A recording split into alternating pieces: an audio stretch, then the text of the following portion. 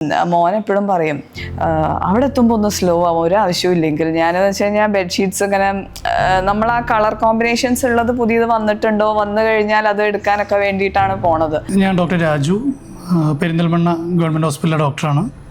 Wife doctor Lakshmi, Tirur district ഹോസ്പിറ്റലിലെ ഡോക്ടറാണ്. ഞങ്ങൾക്ക് ഇവിടെ പണ്ട് ഈ പ്ലോട്ടിൽ തന്നെ പണ്ട് ഞങ്ങളുടെ ഒരു വീടുണ്ടായിരുന്നു. അത് കംപ്ലീറ്റ് ഡിമോളിഷ് ചെയ്തിട്ട് ഒരു പുതിയ വീട് എന്നുള്ള രീതിയിലാണ് ഞങ്ങൾ 2020 വർക്ക് സ്റ്റാർട്ട് ചെയ്യുന്നത്.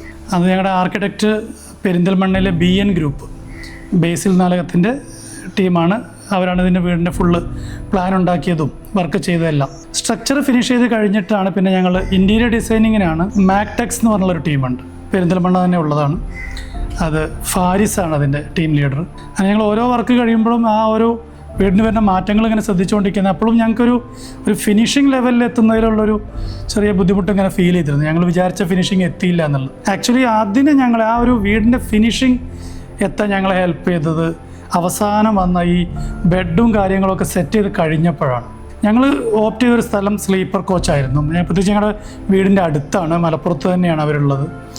അതേസമയം ഞങ്ങളുടെ ആർക്കിടെക്റ്റും ഈ ഇൻറ്റീരിയർ ഡിസൈനിങ് ചെയ്ത ടീമും അവർ സജസ്റ്റ് ചെയ്തതും ഇതേ സ്ലീപ്പർ കോച്ചിനെ തന്നെയായിരുന്നു. നമുക്ക് അഫോർഡബിൾ ആയുള്ള റേറ്റിൽ നല്ല കളക്ഷൻ ആയിട്ടുള്ള സാധനങ്ങളുണ്ടായിരുന്നു.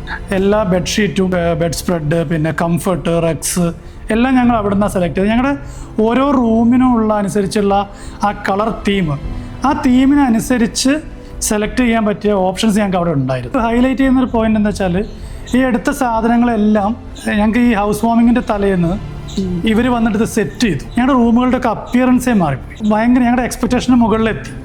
അതുകൊണ്ട് തന്നെ പിന്നെ അവിടുന്ന് അവർ സജസ്റ്റ് ചെയ്ത പ്രകാരമാണ് ഞങ്ങൾ വാൾപേപ്പറും അവിടുന്ന് തന്നെ സെലക്ട് ചെയ്തത്. ഞങ്ങൾക്ക് തന്നെ ഒരു പോസിറ്റീവ് എനർജി കിട്ടുന്ന രീതിയിൽ റൂമുകൾ മാറ്റാൻ സ്ലീപ്പർ കോച്ച് ഞങ്ങളെ ഹെൽപ്പ് ചെയ്തിട്ടുണ്ട്. ബാത്റൂം മാറ്റ്സ്, ലിവിങ് റൂമിലുള്ള കാർപ്പറ്റ്സ് ഒക്കെ സ്ലീപ്പേഴ്സ് കോച്ച് നടത്തത്.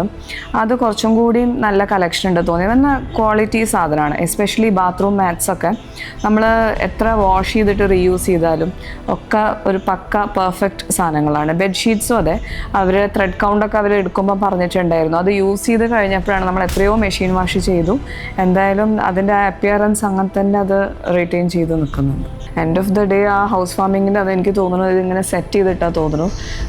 അന്ന് വൈകുന്നേരം ആകുമ്പോഴും അത് അങ്ങനെ തന്നെ നിൽക്കുന്നുണ്ട്. എനിക്ക് തോന്നുന്നു കുട്ടികളൊക്കെ വന്നിട്ടും വല്ലാണ്ട് അതൊരു ഒന്ന് കുത്തിമറിക്കുക അല്ലെങ്കിൽ അത് വൃത്തികേടാക്കിയിട്ടൊന്നുമില്ല. അവരെങ്ങനെ സെറ്റ് ചെയ്തോ, പ്രോബബ്ലി കണ്ടു കഴിഞ്ഞാൽ അങ്ങനെ തന്നെ അത് നിന്നോട്ടെ എന്ന് തോന്നുന്ന രീതിയിൽ അത് സെറ്റ് ചെയ്തിട്ടുണ്ടായിരുന്നു. ഒരു റൂംസിനൊക്കെ റിച്ച് ലുക്ക് വന്നത് അവരുടെ ഇതിലാണ്.